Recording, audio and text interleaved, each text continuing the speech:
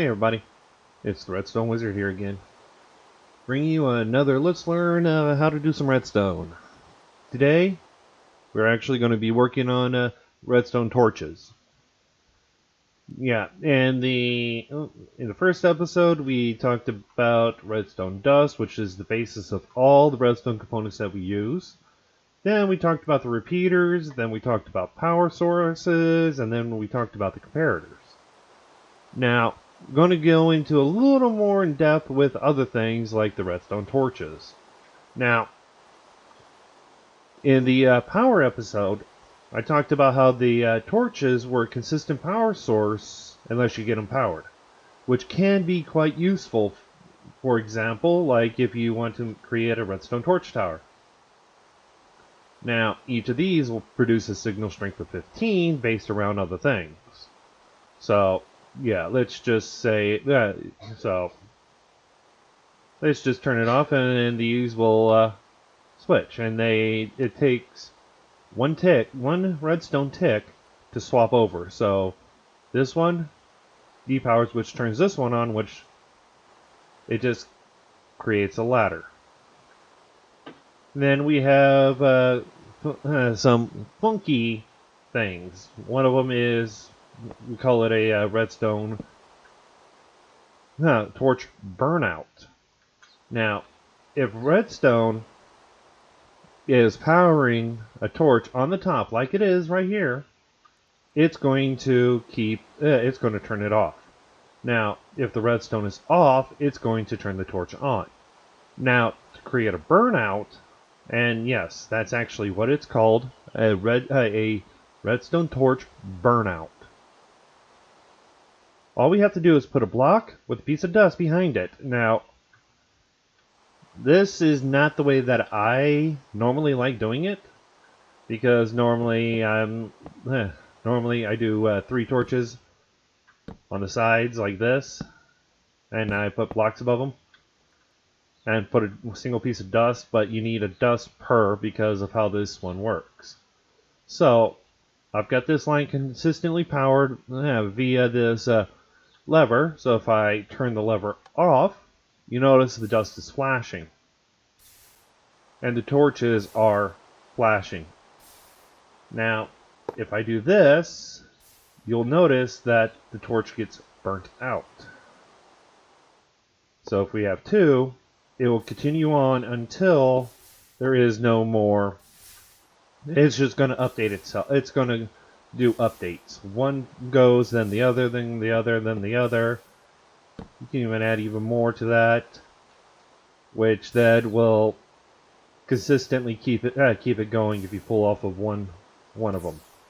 The last one that's not getting, the one that is not burning out, you can use that as a consistent pulse for things like droppers, dispensers, but but there's a cooldown time for each of them. So, yeah.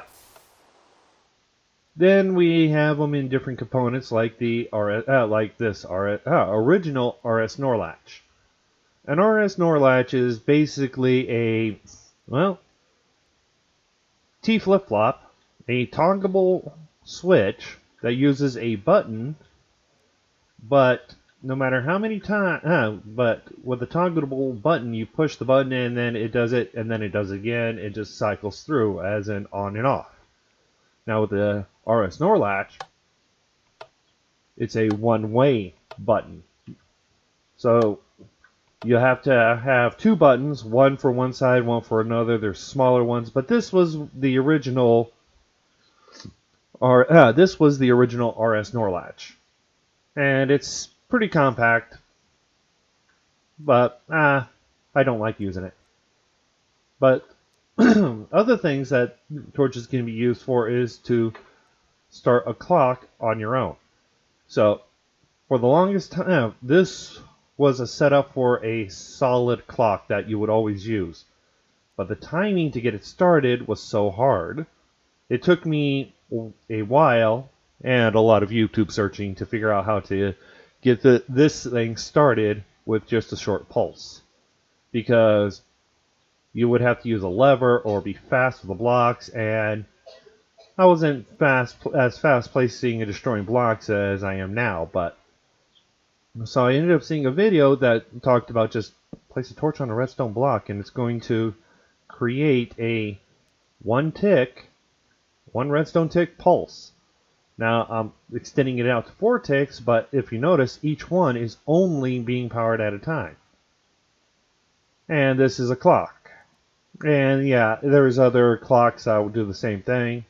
But this, but this was one of the first clocks that I ended up learning how to use. And then all you do is break your torch, leave the block there, then come back later and do it again for after you stop the clock. Stop the clock, you just move a block. But yeah, so we've got the torches. Quite useful. You can use them, and most of the time, if you see this,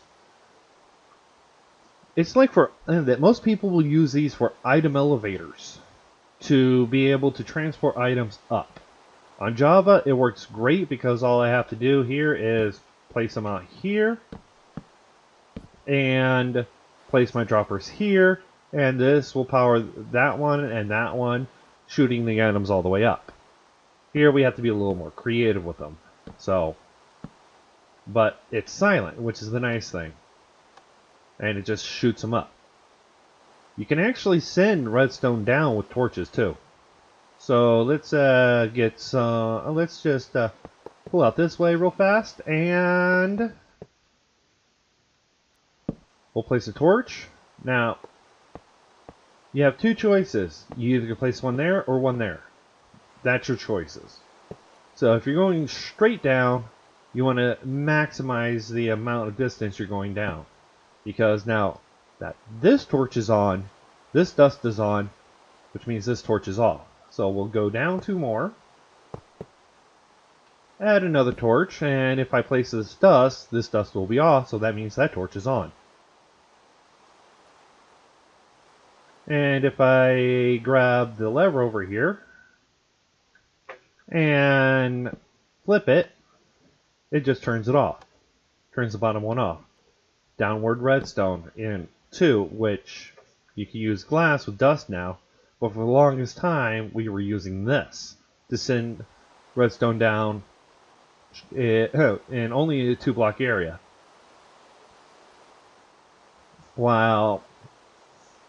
And the other option was circle it around going down, making sure that nothing gets disconnected.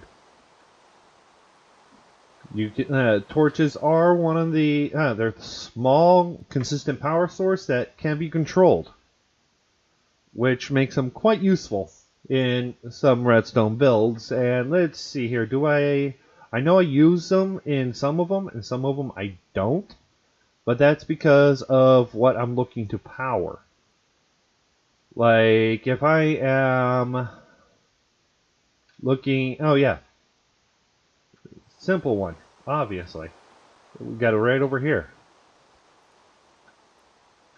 We have a redstone torch, consistent power, which then pushes the items out. So if I come over here to this one, grab a piece of stone, place it, it's going to activate the pistons. But that's because of how this system, it's going to activate the piston there, because that's how this system works. Old school smart. This is old school smart piston technology. Normally, if I was on PS4, if we were still on the standard PS4 and or on Java, I use a sticky piston here and set it up so that it creates a 0 tick, getting it out even faster. But yeah, so yeah, redstone torch, easy power source to use, can actually turn it off utilizing a lever, a button, redstone block. Any form, as long as you're powering the block that it's attached to.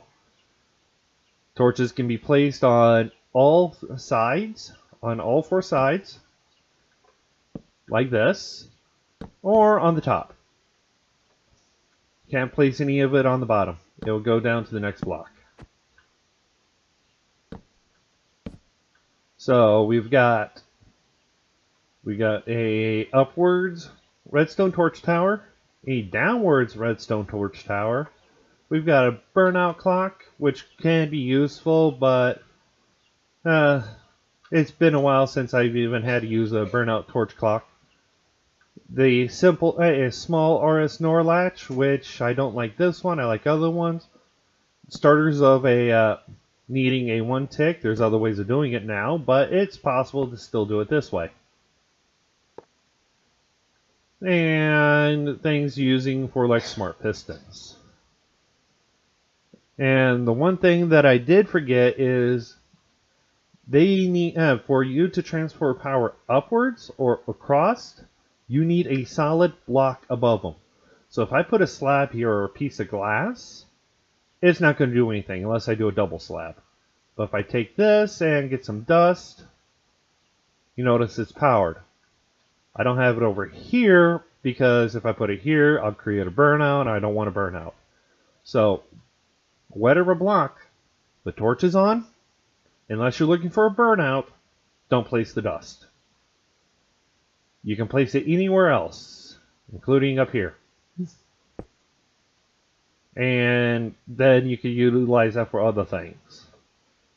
You can use it to add your consistent power to your comparators. You can have it where it powers your redstone repeaters, your dust, your pistons, anything. Small block, able to transfer power vertically and horizontally and downwards based on where you place your item. So that's how this is. Powering that dust, which powers this torch, which doesn't power this one, which you get the idea. But you guys, hope you guys are finding this series quite useful. I'm going to be continuing it till I run through every single redstone component and getting you guys through the components themselves. And then after that, we're going to actually start working on different types of circuitry and how to utilize them. And that's the ultimate goal, is to get everybody that everybody that watches these as proficient with redstone as possible. If you guys like the video, leave a like. Have questions, comments, concerns, leave them down in the comments. If you really need help understanding, join my Discord. Link will be in the description. If you want to support me, subscribe, join my Patreon. But you guys, this is the Redstone Wizard. Enjoy building.